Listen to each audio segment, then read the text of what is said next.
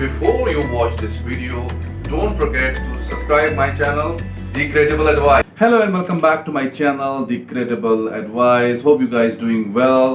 And आज हम बात कर रहे थे प्रीवियस वीडियोस में भी हमने डिस्कस किया था यूकॉन के हवाले से, और मैंने बताया था आपको कि canada.ca के अलावा इनकी एक और वेबसाइट है, क्योंकि हर चीज़ को जानना, तफसील से जानना बड़ा इम्पोर्टेंट है। जैसे कि मैं हमेशा कहता हूं कि कोई भी काम आप करें तो उसकी मुकम्मल इंफॉर्मेशन के साथ करें, not do it with the half information. एक तो वेबसाइट उसकी है वो दैट इज canada.ca।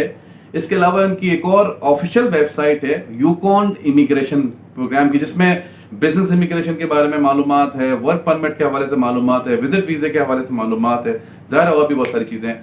तो उन्होंने खुद, क्योंकि एक्चुअली अप्लाई तो आप मुख्तलिफ तरीके से कर सकते हैं, canada.ca से भी कर सकते हैं और यहाँ से भी कर सकते हैं, ठीक।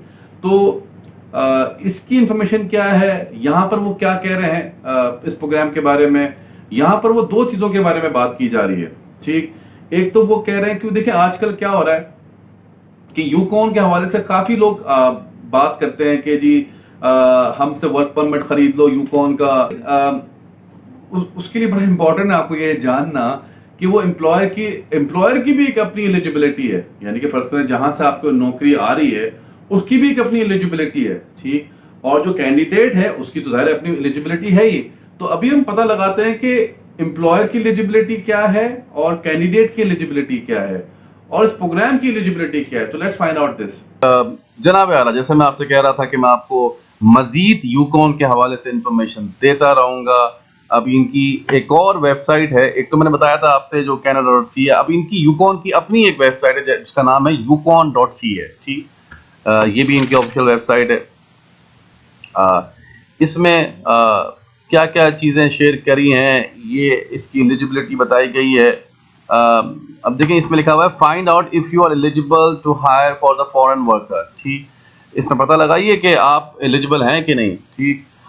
एम्प्लॉयर की क्या एलिजिबिलिटी है। देखिए, इसमें दो बातें की जा रही हैं। एक तो ये होता है कि कैंडिडेट की एलिजिबिलिटी होती है, लेकिन एक यहाँ पर ये भी जिक्र हो रहा है कि एम्प्लॉयर की एलिजिबिलिटी क्या है, उसके बारे में भी जिक्र किया जा रहा है। तो वो भी देख लीजिए। एक तो एम्प्लॉयर की एलिजिबिलिटी, ज़ाहिर है वो आप इसको पढ़ लीजिएगा। इसमें बेसिक चीज़ें लिखी हुई हैं। एम्प्लॉयर, जहाँ आपको नौकरी मिल रही है उसके बारे में भी क्या सिलसिला होना चाहिए, आपकी क्या रिक्वायरमेंट है, इसके बारे में भी सिलसिला बताया जा रहा है। You must meet the following requirement to be eligible for the skill worker.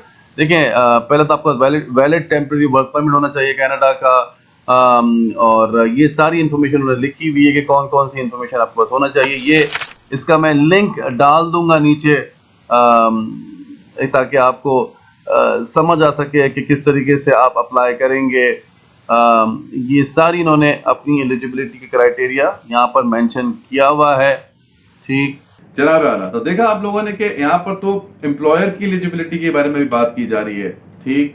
ऐसा नहीं है कि कहीं से भी आपको जॉब आ जाए तो आप चले जाएं। उसको वेरीफाइड कौन करेगा? वो यूकॉन की खुद गवर्नमेंट करेगी, जो उनका खुद प्रोविंस करेगा उसको वेरीफाइड।